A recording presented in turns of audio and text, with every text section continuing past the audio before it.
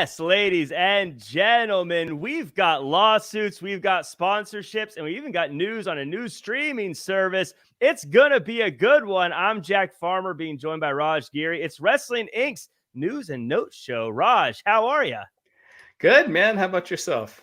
I'm doing good, rocking this new nameplate. Are we debuting these? Were these on the other episodes? Nah, it's the first one. We're fancy today. No, we don't just call it news and notes for a reason. You want the new Yeah. stuff, you come to the Thursday episode. That's when the good stuff comes out. Yeah, that's right. This is like the Dynamite rebranding earlier this year. Yes, the exact same level of newness is these nameplates here.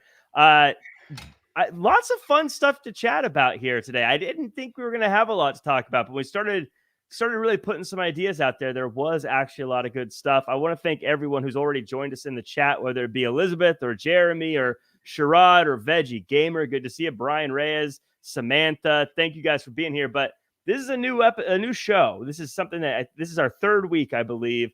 So, Raj, it's super important that they go and they leave a 5-star review on Apple Podcasts, leave a comment, like, share, subscribe, all that good stuff, right?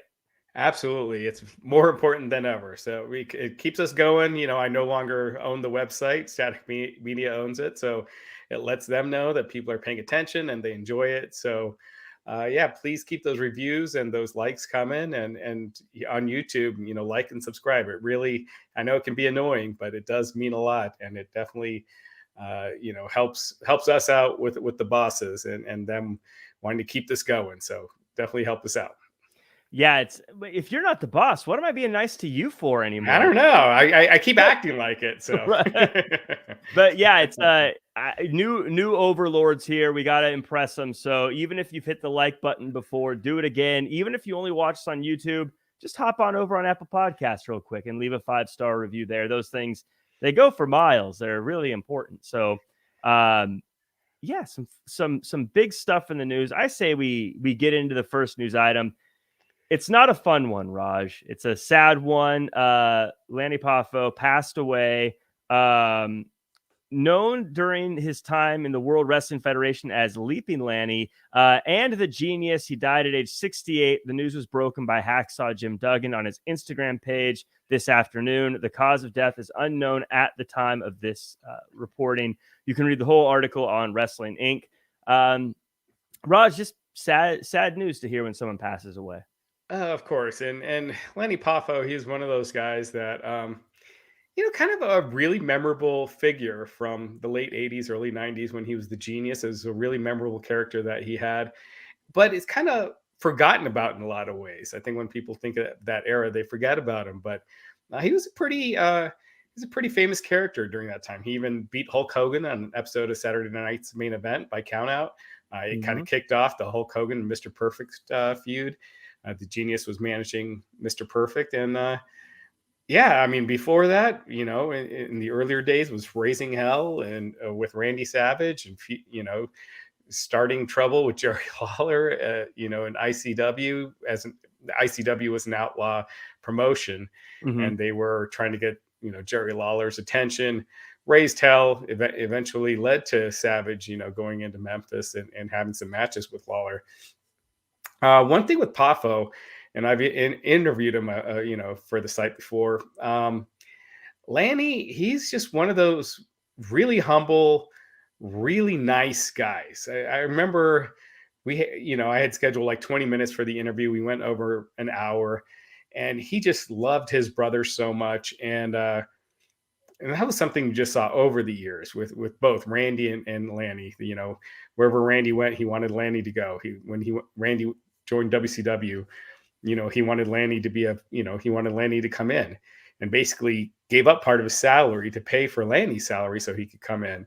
And one of the interviews I did with Lanny, it was right after Randy Savage's Hall of Fame induction was announced, and Lanny just wanted to talk about Randy the whole time. I kept trying to talk about his career. And I'm like, and he just kept pivoting to Randy. He just loved him so much, cared about him so much. And just a really good, nice, eccentric guy. He's just such a fun listen. If you ever get to listen to his interviews and stuff, he was just so fun. So Really gonna miss him. Such a cool character, and I'm really gonna miss him.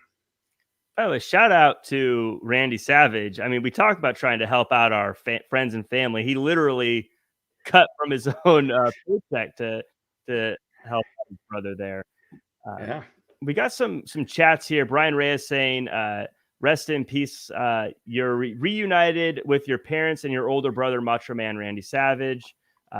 There, absolutely. We also got Jeremy Crockett saying, "Rest in peace." And I, for one, had no idea that he was related to the Macho Man Randy Savage. Oh, interesting. I didn't know that in the probably until like 88. Like, because for a while he was leaping Lanny Poffo in WWF, and he would throw out the frisbees to the crowd. And when I found out they were brothers, I was like, oh my God, that makes total sense. They look a lot alike. When Lanny, especially when he had that beard, they look so much alike. All Lanny needed to do was, make his hair a little frizzy and, put on the sunglasses, and they were almost, they looked a lot alike. So, yeah. They could have done a Bella Twins bit with the twin magic where they were switching spots. Yeah, I mean, maybe later on when Savage had the full, head to toe gear, but not in the 80s. They could have almost been as big as Ezekiel and Elias, but we got more love for him. Veggie Gamer saying, "I was just about to say one of the few people who beat Hogan during the Hulkamania era."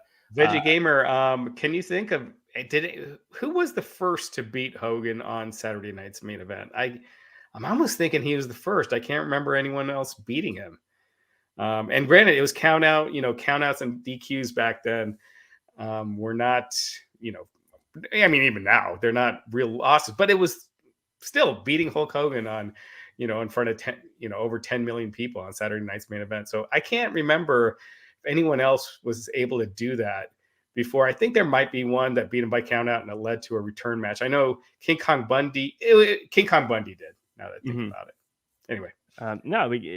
Very few for sure during that time, but, Jennifer Thompson with well wishes. Lanny and Randy Savage are up in heaven wrestling. The Tornado Anthony Y, friend of the show, another loss in the wrestling world. Absolutely. We also got Goodfella 1422 saying, "Friends got me a cameo from Lanny. He cut a promo on me, and it was savage and funny as heck." That's awesome. That'd be funny. Justine with rest in peace. He will be missed. And of course, Veggie kind of saying what you said, a big part of Mr. Perfect's awesome promo packages back in the day too. Lots of stuff there. Alonzo Smith says, "I'm not too familiar with Lanny Poffo. Rest in peace." I'm going to be honest with you. I'd love to have everyone, by the way, sort of share any of their favorite moments of his. And I wanted to start, Raj. We had said off air that we wanted to share some, and I'm going to be honest with you. A lot of his big stuff was before I was really watching, like, in a fine-tuned way. 92 was about when I really got into it, but I loved going back and watching older stuff. And so I'd see his, and I don't know if there's a moment that necessarily stood out, but I remember as a kid just hating this guy, the Genius, because I remember thinking he's such a nerd. He's such a dork. I want someone to beat him up. And when I was younger, I would have been like, I hated that guy. But now that I'm older, I'm like, he was great. I hated him. That was his whole job. So, great job from him there. And it's sad that he went, but yeah, definitely one of the people, whenever I watched old tapes or whatever, if I saw him go into a Rumble or something, I was like, get that guy out of here.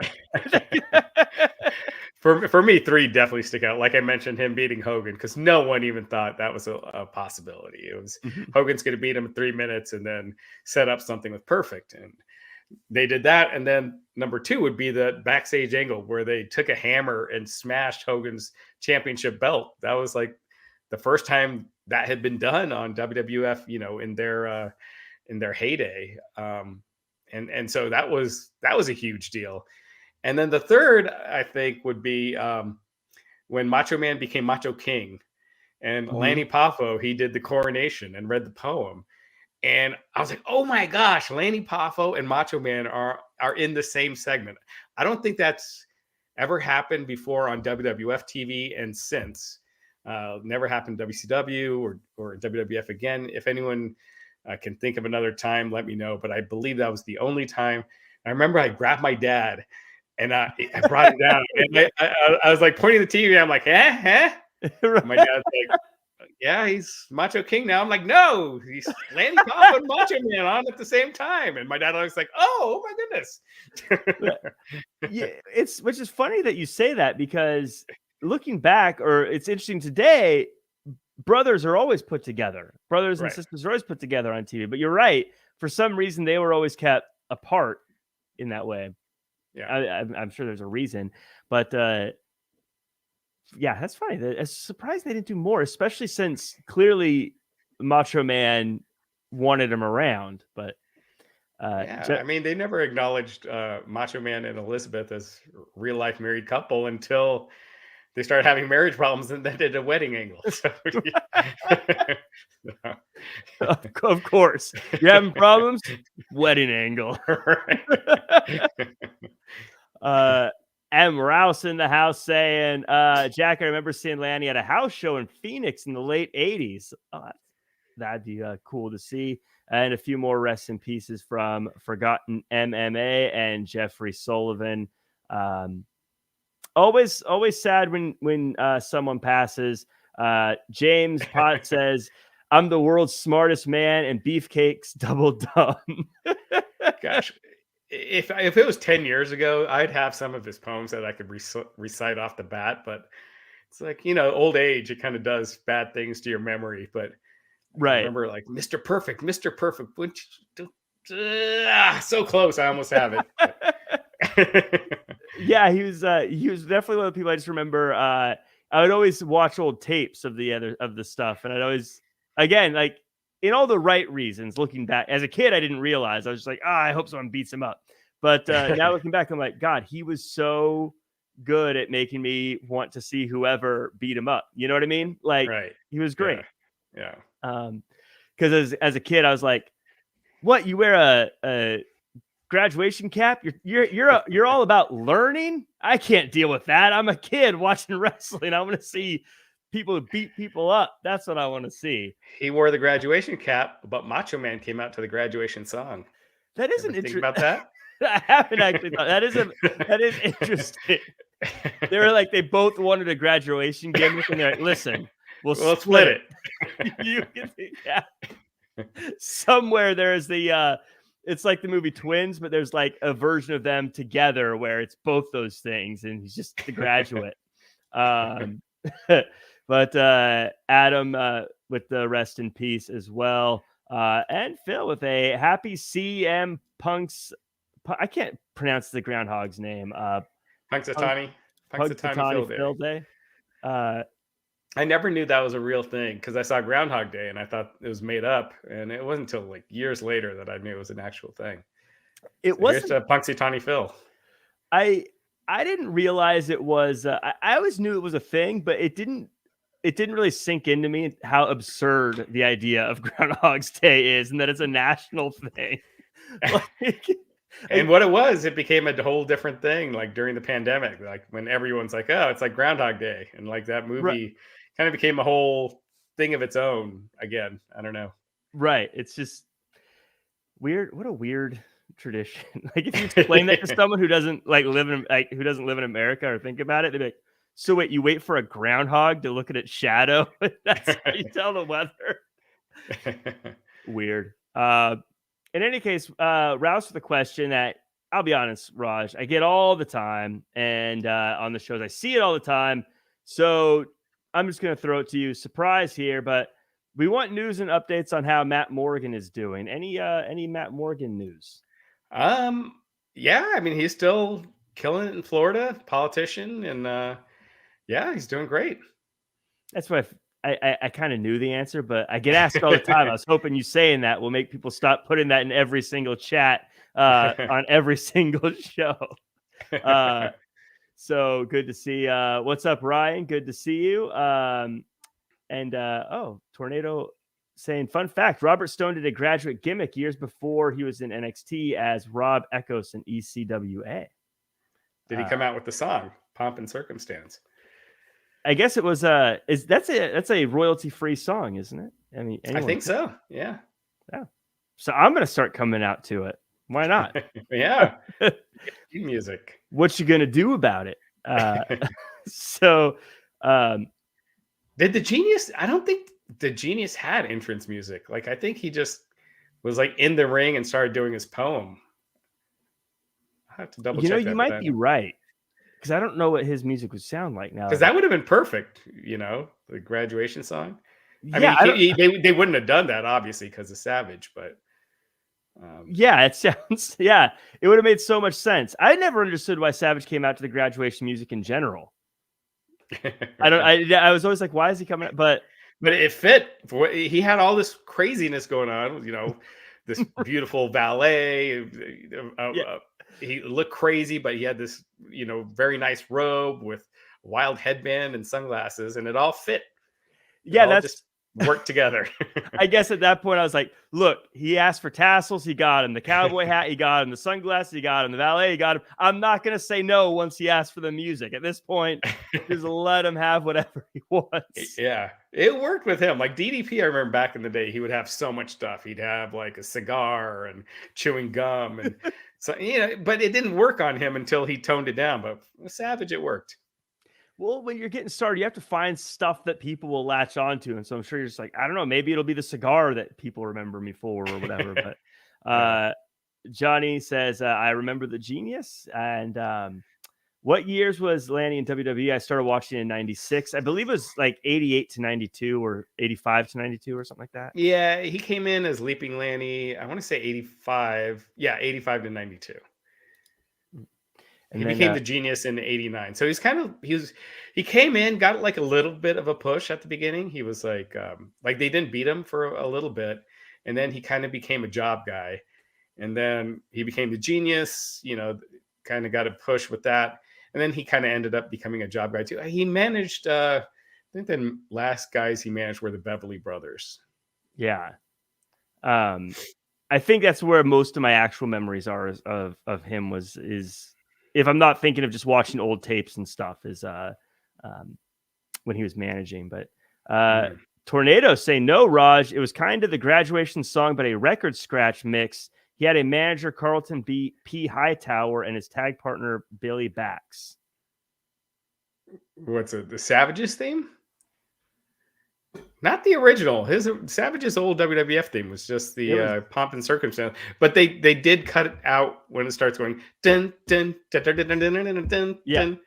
Yeah, they did like cut that out and then restart it over. But it wasn't I don't think it was a remix. I think Jay Lethal might have had a remix, but yeah, he definitely has had remixes of it. Yeah.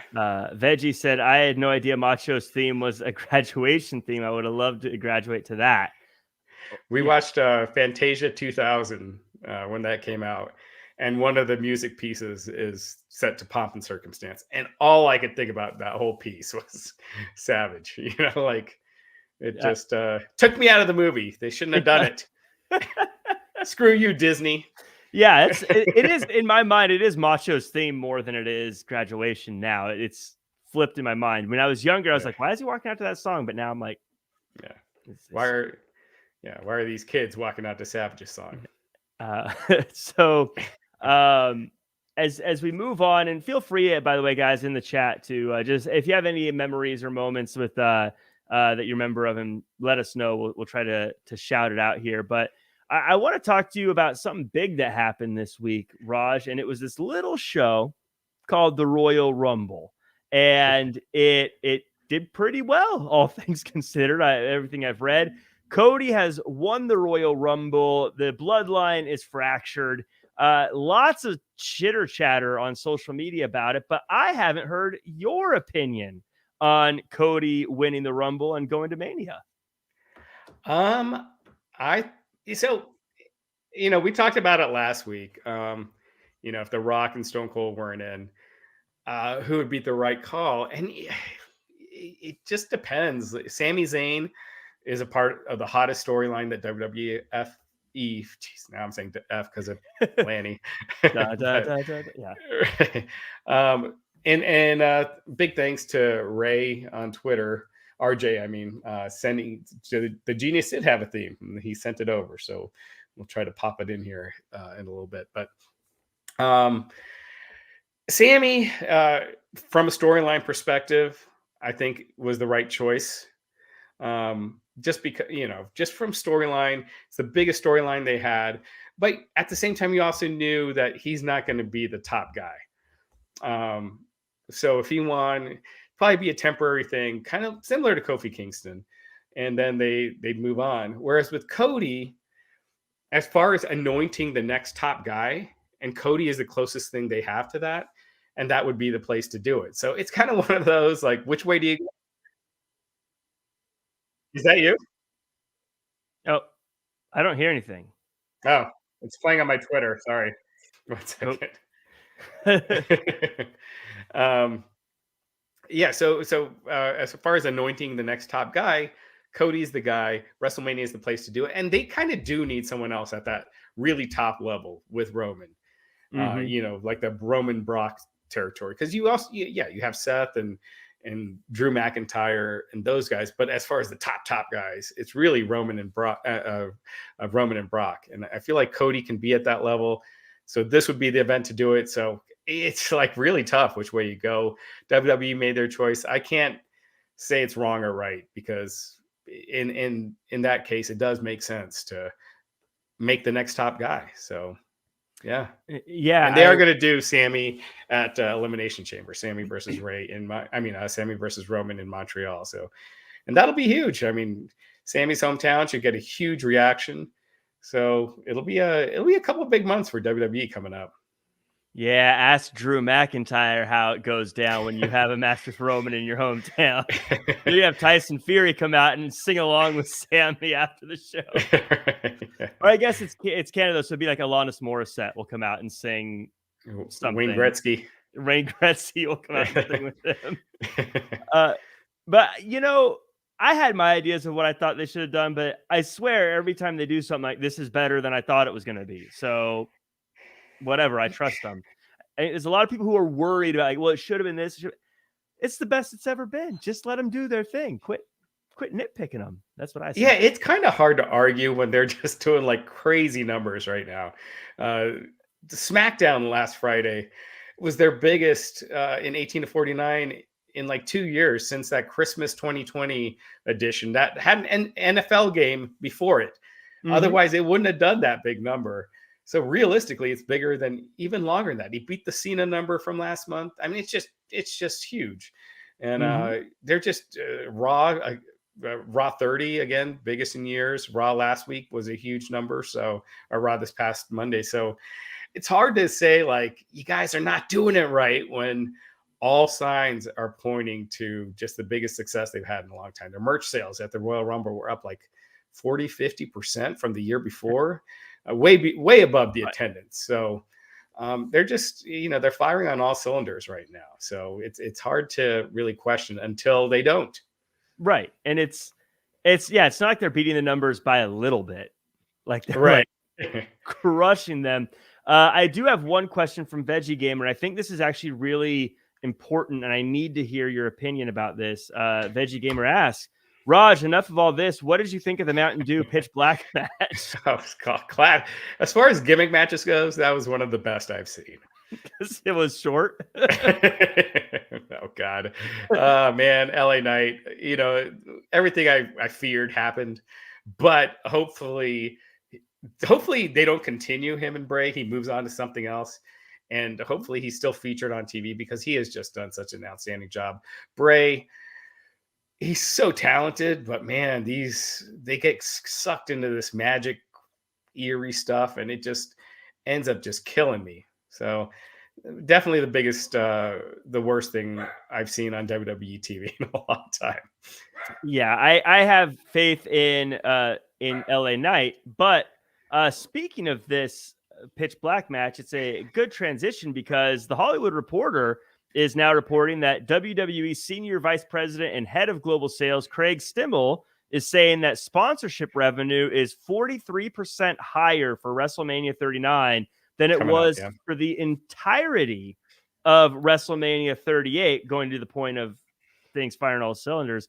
but also says there will be a sponsored post-match press conference and that there will be a surprise similar to what happened with Mountain Dew at WrestleMania, name dropping Cinnamon Toast Crunch. So I have two questions, but I'm going to start with the fun one here. Should we expect these matches at all the big shows? And should we just assume that these are Bray Wyatt's thing? Oh God. So yeah. So, I mean, this is how big the money is going to be for this 14 to 15 million just in sponsorship money for WrestleMania 39 coming up. And that's Cinnamon Toast Crunch, Pepsi, Take Two, and Mars and Snickers. Mars Snickers are same company. So, that's just gigantic. I mean, that's double the Royal Rumble gate is how much they're making it with sponsorship money. So it makes sense that they're going with this. Now, Cinnamon Toast, they didn't confirm it's Cinnamon Toast Crunch that they're going to do a sponsored match for, but they definitely did kind of focus on that more. So, gosh, I don't even know what you do. What was that Orange Cassidy, Chris Jericho, the Orange Bowl match? Mimosa match or something. Yeah. There's something mimosa, like Mimosa Mayhem or something. They like their alliteration over there. I can't remember if it was like Mimosa or something like that. I don't know. Yeah. So you have a big bowl of Captain Crunch and you got to throw the opponent into it. I mean, someone said, Phil McCracken said Otis. That might even not be a bad spot. That would actually be funny. Yeah, a quick gimmick match. Otis versus somebody, and then Otis starts eating the cereal afterwards. I don't know, but geez, sometimes it's good to have a bathroom break, and they make their money. I will say visually, like I never want to see. Oh, what was that? I wanted to ask you this: what was worse? The lights, the pitch black match, or the zombies eating Miz match? I don't know. It's hard because I liked the pitch black match. Visually, it looked good. I think it looked cool. I don't want to see it ever again, but I thought visually for one time, cool. The zombies, though, is so absurd and so stupid. It makes me laugh every time I think about it. As a match, the zombies was, I think, worse. That was just silly, but it did result in murder. It did result in murder. So that is. Is it murder if you come back as a zombie, though? You're still kind of there, right? Still kicking around. Is he a zombie now and just wears makeup and looks better? That would be long-term storytelling. That is. Someone Triple H decides to bring it back. Miz has been moonlighting as a zombie this whole, or he's actually a zombie, but he just has been covering it up. Yeah, trying to get brains. Yeah, but I mean, if they're going to be quick little, as a match, I think I'm fine with it. If they're going to be quick little 5-minute, visually interesting looking things. What I don't like is if it's going to be like this pitch black one where it's 3 months of buildup, eating up tons of TV time to get to this. But if it's just Otis versus Akira Tozawa and the loser gets dunked in Cinnamon Toast Crunch, it's 5 minutes. Whatever. But I don't want to see LA Knight get thrown into Cinnamon Toast Crunch. No, please no. I don't think we don't want Roman Reigns versus Cody Rhodes in a winner gets dumped in Cinnamon Toast Crunch. Could you imagine? That's it. It's all been building up to this, Raj. Cinnamon Toast Crunch. What's your favorite cereal, by the way? Gosh, I don't eat cereal, but back Lucky Charms probably growing up. Oh, those are good. Yeah, those are good. You eat all the grain first, so you save all the marshmallows for the end. Yeah, and you always ask yourself, why don't they just make marshmallow cereal? That's all I want. Their parents won't buy them, by the way. I was always we got Apple Jacks in the chat. I was always a Cocoa Pebbles guy. Ooh, I like Fruity Pebbles too. Both of those. Those are always good. The final question though about this sponsorship thing is this: we're talking about these numbers being through the roof. Is this is there a reason for this? I mean, it's easy as a fan to say, "Oh, the shows are better," but is it because the shows are better? Do you have any theories on why suddenly the numbers are so much higher than they used to be? Yeah, I think that's a big part of it. I think the shows are better. Um, I think, people give Roman Reigns crap, but he has really clicked as champ and being on the top. The stuff with Sammy really clicked. The bloodline stuff has really clicked. Just all that stuff is just clicking on every level. And they're trying with stories now. And that's one Mhm. thing you got to give it the Triple H era that, in the Vince era, stuff would get dropped all the time and it's not given a chance to breathe. And even when stuff's not really good, like the Dexter Loomis Miz storyline, I don't think it had people on the edge of their seats. But at least they tried and then just drop it all of a sudden. They let it play out. If you didn't like it, you didn't like it. But at least, it wasn't just dropped and you're wondering what happened. So, I just think the TV has been a lot better and the storylines have been a lot more focused and the characters are they're really clicking. Yeah, I think as a sponsor, it's easier to want to jump behind something when there's some stability in what is happening on the show, as opposed to, oh, I want to sponsor a show with Kofi Kingston as the champion. Oh, he's not the champion anymore, or whatever the case may be. Right. But the real news here, of course, we're getting votes for Apple Jacks, anything chocolate, Reese's cereal, Cocoa Puffs, Cap'n Crunch, 2 for Reese's Puffs here. Those are good. Yeah, so there you go. But I want to move over to AEW for a little bit and chat about the news that they've got going on. They've got a busy year coming up, apparently. We're being told that they are expected to begin negotiations with Warner Brothers Discovery for their next TV rights deal this year. They're launching the video game AEW Fight Forever. We got a little note on that. They're starting to hold live event tours now, so house shows. And it seems that they are open to a streaming service as the next logical step. Bloomberg is reporting that the promotion is considering launching their own streaming service, according to a source, quote, familiar with management's thinking. The streaming service would likely be done with the help of Warner Brothers Discovery. No other information was given. So, one, what should they call their streaming service? What's the name? What would they call it? Would it be just the network, or would it be, Honor Club or whatever? What would be a fun AEW streaming service name? But Raj, a streaming service just feels like the next logical step for AEW. Yeah, I mean, I think you see where everything's going right now. I think ideally would be best for them is to get a big paying deal on another streaming platform. I know HBO Max, Discovery. What is it's going to be just Max once they're merged, I believe, right? I think so. Yeah. So I think ideally that would be the best place for them, but HBO Max currently does not have live streaming, and I don't see them. This is no offense to AEW, but I don't see them bring it on just for AEW. It's not as big of a brand name for them to change their platform. I think it would take some sort of deal with, the NBA or something like that, where they're broadcasting live sports, and then you can add on other programming, and that's where AEW would fit. As far as their own streaming service, I think it's important to note, because a lot of people were taking that as, oh, they're going to be on HBO Max, and that's not what it's saying. It was saying launch their own streaming service, and they have ROH Honor Club.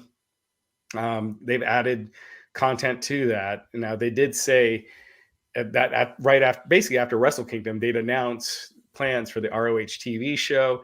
That hasn't come yet, and I wonder if this has something to do with it, because if you're going to launch your own streaming service for AEW, chances are you'd want ROH on that and not a separate ROH streaming service and a separate AEW streaming service.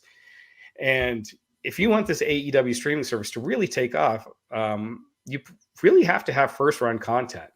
And so the ROH TV show would provide it. But as far as getting a big TV deal somewhere, you really have to, a big streaming deal somewhere, you really have to have live streaming on a big scale. And that's why you're seeing, these sports getting these big deals. Amazon it's not NFL Archives. They're doing Thursday Night Football. And I think for them to get a big deal, they'd have to move their pay-per-views and possibly increase the number, because 4 pay-per-views a year is probably not going to get you that big of a deal. as opposed to if you're doing 8 or 10 or 12.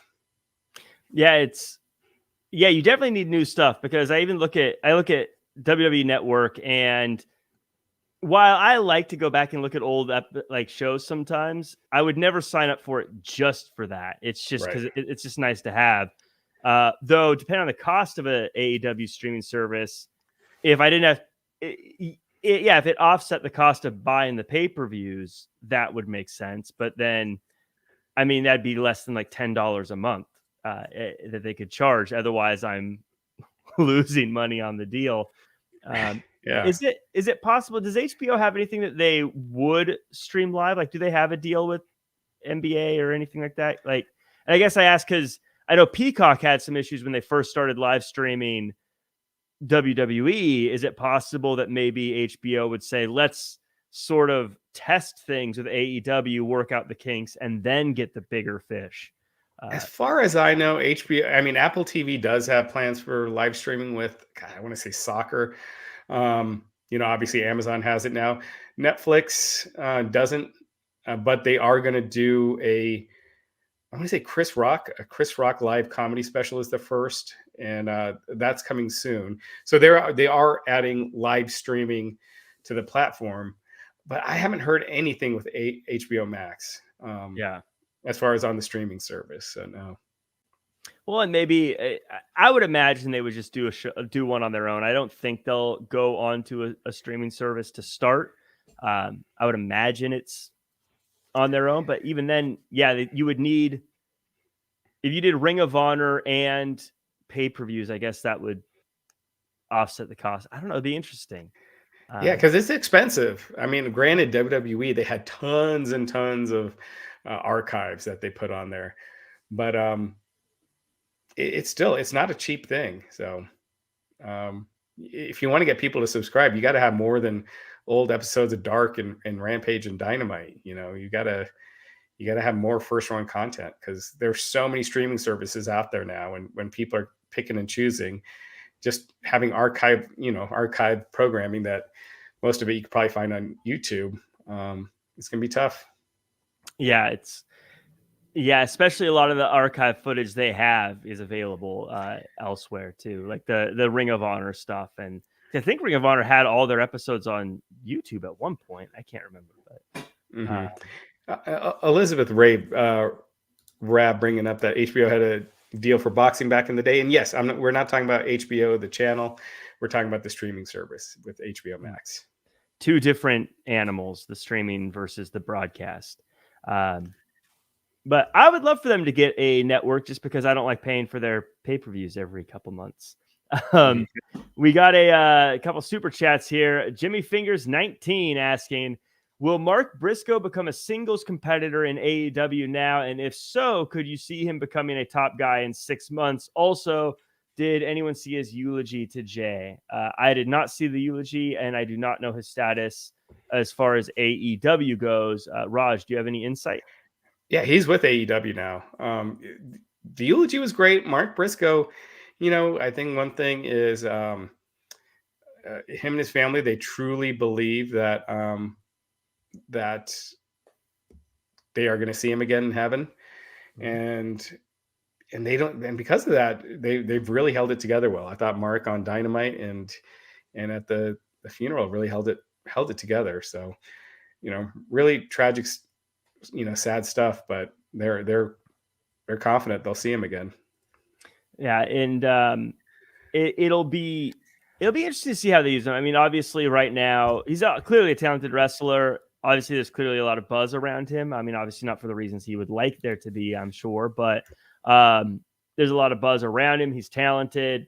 Seems like you could do something with him, but I almost wonder if they are doing something with Ring of Honor, if the plan is to keep him for Ring of Honor instead of on AEW. But I don't know. It's tough. AEW's got no shortage of people, that's for sure. Yeah. We also got another one from Jimmy Fingers 19 asking the question, does LA Knight hopefully move on from Bray now? If so, who makes sense for Bray next? Cross, Edge, Priest, Judgment Day, is Uncle Howdy dead? That's a lot of things. I certainly hope he is done with LA Knight. And The frustration I have with Bray Wyatt is I don't know what he does next because I don't really know what he's doing to begin with. So I mean, the rumor was him against Uncle Howdy at WrestleMania. Okay. I mean, Bray versus Uncle Howdy. Did I say Uncle Yeah. Howdy versus Uncle Howdy? Sorry, I was reading something. I got what you meant. I mean, I don't know who Uncle Howdy is, so I don't know if I should be excited about it. You know what I mean? Yeah. Like, I mean, it's Bo Dallas, but I mean, even as a character, like I don't get. right. You know, I feel like you might as well say, yeah, and then LA Knight can move on to Mystery Person 4. Like, okay, I don't know who that is, so Yeah, whatever. I'd like to see LA Knight with someone like an AJ Styles who's injured right now. I know that can't happen yet, but you know, someone like that you know, he can, you know, work with someone that's really great in the ring and have, you know, and have some good matches with. So Someone he sorry, go ahead. I was gonna say I want to see someone he's gonna get to beat, but also who can cut some good promos back and forth with him so that they can like have some of those magic in-ring moments, you know. Yeah, I do need a quick correction. MG Geek saying HBO Max is the streaming home of U.S. women's soccer. That is true. That does start this year. So they do have live streaming capabilities. So yes, I completely forgot about that. So thank you. So yeah, so we'll have to see how it goes. Hopefully it's good news though. I'm a big fan of wrestling companies doing good. That's good for everybody. It is, yeah. And Testosterone saying The Miz versus LA Knight. I would love to see that. That would definitely be, I think, LA Knight becoming a good guy instead of a bad guy. But I think everyone likes him anyway, so I guess it would work. I think him as a heel is ideal right now. It is, but he's definitely one of those heels we all like. I mean, yeah, you know, you're like, this guy's a bad guy. Yeah.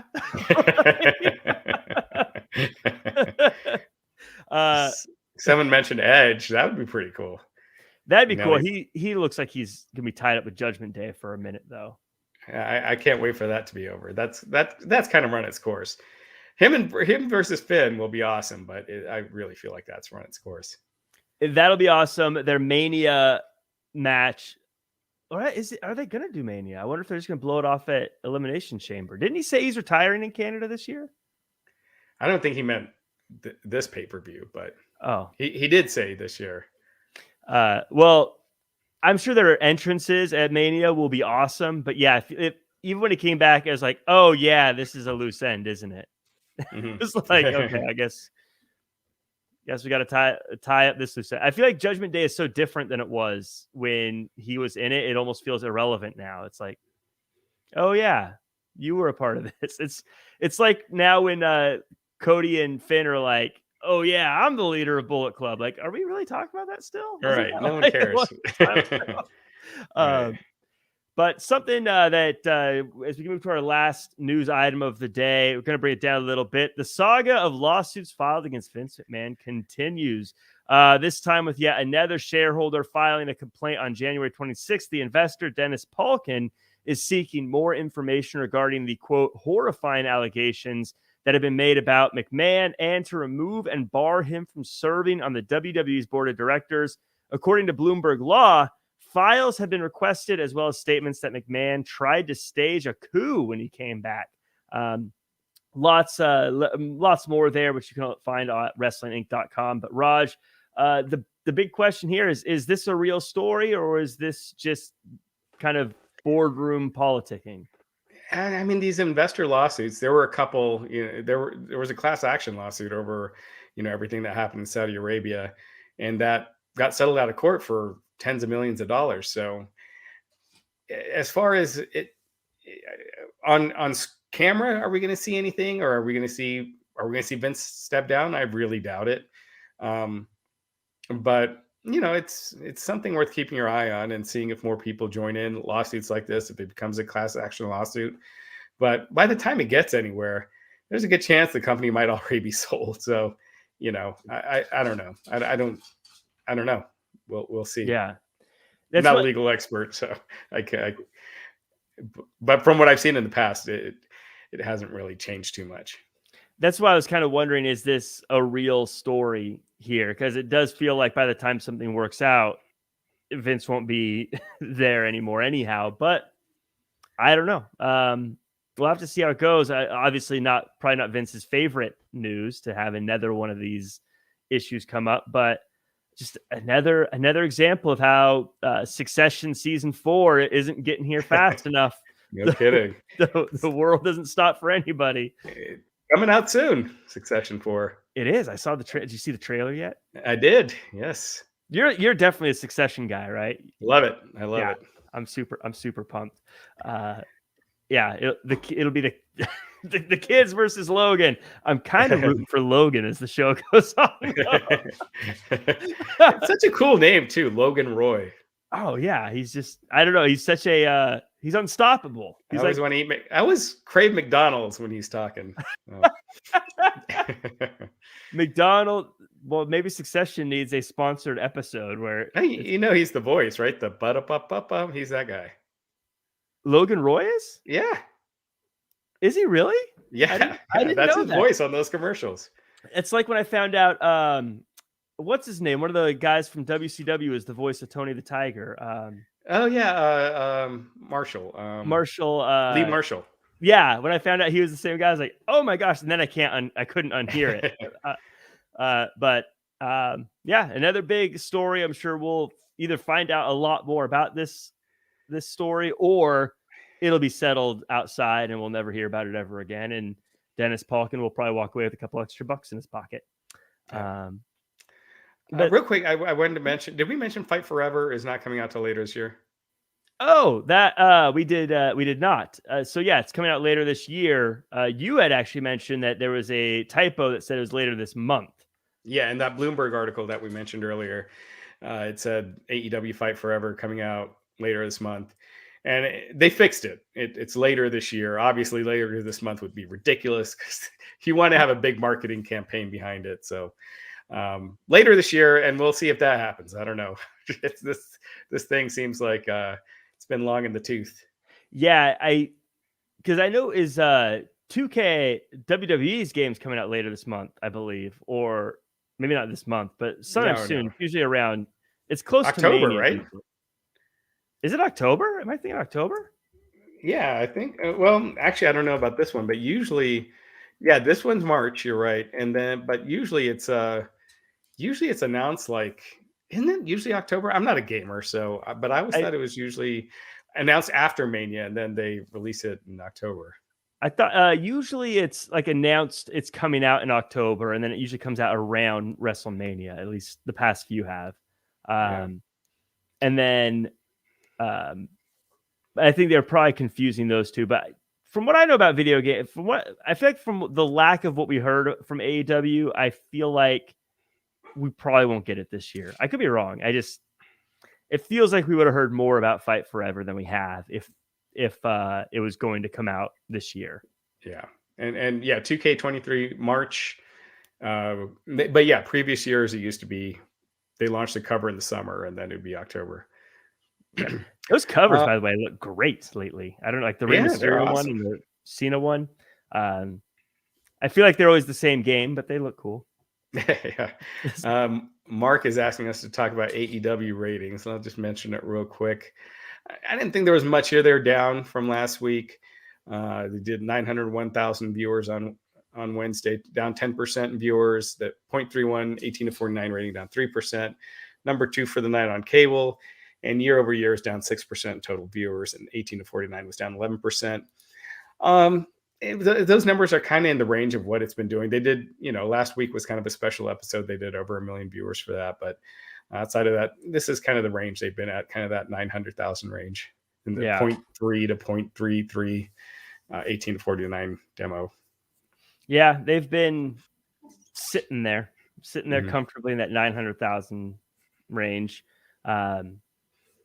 Hopefully they go up. I don't know how they view it on their end, but high numbers are better. But I don't know if they care as much. I mean, they care, but like I don't know if they're like, oh dearie me, like we got to bump ratings anymore. I think they're looking at new revenue streams. Whenever the game comes out, will be one. The house shows that they announced. It looks like they're going to be doing those in smaller markets that they don't take the TVs to. So, that could be a good, you don't have to have the big sets or anything for those. So, hopefully those will be profitable, and yeah, just finding other ways to raise revenue. We'll see. Yeah.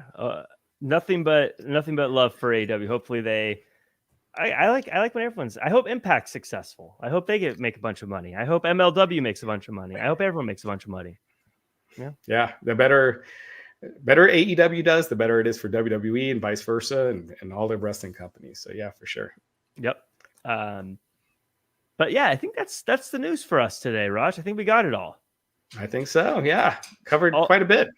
Always fun to chat with you. By the way, if you guys are listening to this or watching this, again, make sure to like, comment, share, subscribe, 5-star reviews. Again, we've got new bosses and we need to prove that we're good at our jobs. So do that favor for us. Just hit the like button. And even when the show's done, just hop on over to the comment section, say, great show, fellas. And then 3 exclamation points. That kind of stuff. It does mean a lot to us. So definitely, if you take a second out whenever you can, and please, like, subscribe, leave a comment, or leave a review. And then Raj, by the way, where can the world find you if they want to chat with you more online, hit you up on social media or anything like that?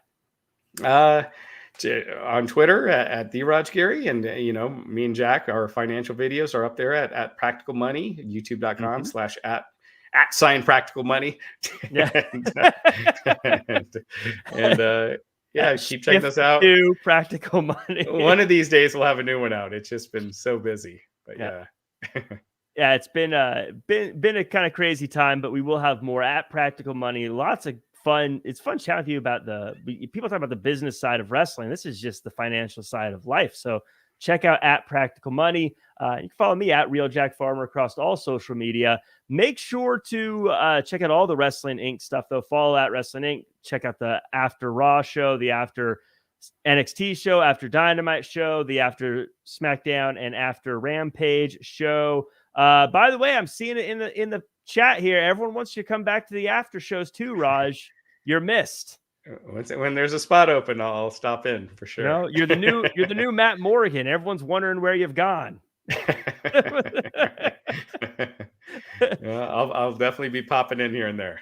So I think that does it for us. Again, thank you to Mark, Veggie Gamer, Tornado Anthony Y, M. Rouse, Legit Heat Wrestling Show, Michael, Justine, good to see you, Rob, McNeely, Mike, and Darla, and everyone else. I know there's a few other ones. D. Will, Darius, Nicholas. Thank you guys so much for joining us, and we will see you guys next week for the News and Notes show. Same time, same place, Raj. Absolutely. Take care.